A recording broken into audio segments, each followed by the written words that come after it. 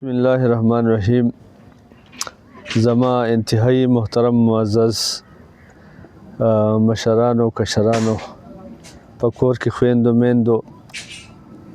څنګه ستاسو علم کې ده چې الحمدلله په لنډي ارباب کې مدرسه فیض القرآن، مسجد ختم نبوت صلی الله علیه وسلم او خانقاه انوار الصحابه رضوان الله علیهم اجمعین باندې الحمدلله کار روان دی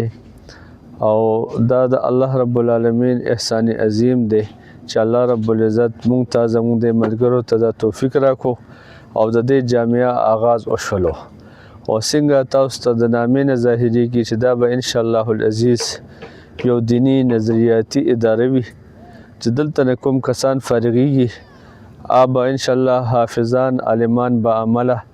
او ورسره به انشاءالله ډاکټر او حکیم هم وي. ځکه چې په دې اداره کې زمونږ کوشش دا دی چې عصري علوم سره دینی علوم سره عصري علوم هم وي او ورسره هم یو ډاکټر کورس حکیم کورس باقاعده د رجسټرډ ادارې نه به کوو انشاءالله چې زموږ طالب علم فارغیږي چې هغه چاته محتاج نه بلکې د هغه په لاس کې یو خپل هنر هم وي او دلته نه انشاءالله العزیز د الله د دین سربلندۍ دپاره او د باطل قوتونو مقابلې دپاره او د اسلامي جمهوریه پاکستان د تحفظ دپاره او اسلامي جمهوریه پاکستان چې کوم مقصد دپاره جوړ دی د هغه نظام دپاره جد و جهد دپاره به انشاءالله العزیز زموږ طلبا یو بهترین کردار ادا کوي. زه ټولو مسلمانانو وروڼو ته درخواست کوم چې په دې اداره کې خپل تعاون وکړئ ځکه چې د مرګ ژوند هېڅ پته نه لګي او دا به زمونږ او ستاسو د ټولو دپاره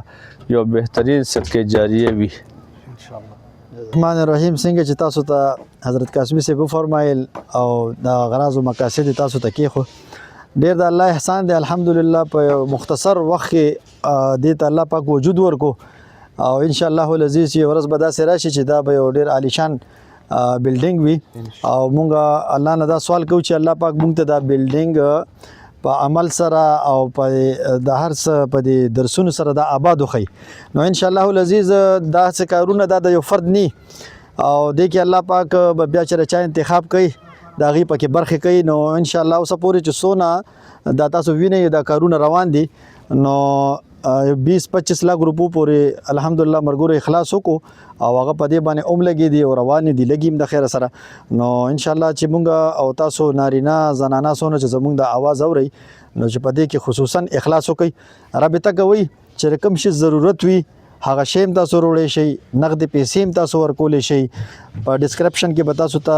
او په سکرین باندې به تاسو ته زمونږ اکاونټ نمبر راشي د قاسمي صاحب، هغې کې تاسو براه راست هم پیسې ټرانسفر کولی شئ. انشاءالله ستاسو د یو پیسې به موږ په ورځ د قیامت هم ذمهوار یو او انشاءالله په دې مسجد په دې مدرسه باندې به دا لګي او ستاسو او زموږ دپاره به دا صدقه جاریه جوړیږي. الله پاک دې دا په خیر او عافیت سره تکمیل ته ورسوي او زموږ د ټولو مسلمانانو دې په دې کې الله پاک برخې وکړي او الله پاک دې د ټولو مدارسو حافظ او ناصر شي. جزاک الله. شاید به دا کوم مسافر ورونه چې دي په بهر کې دي یا هغه خلک چې والدین وفات شوي وي هغوی هم پکې حصه اخیستی شي د مسافر؟ بالکل جی، د ایصال ثواب دپاره خو د مدرسې او د مسجد نه ښځې شته نه. ډېر د الله احسان دی زمونږ یو ملګری او هغه چې کوم دی د خپلې والدې د ایصال ثواب دپاره پیل هم په دې مدرسه کې د ټولو نه لومبې په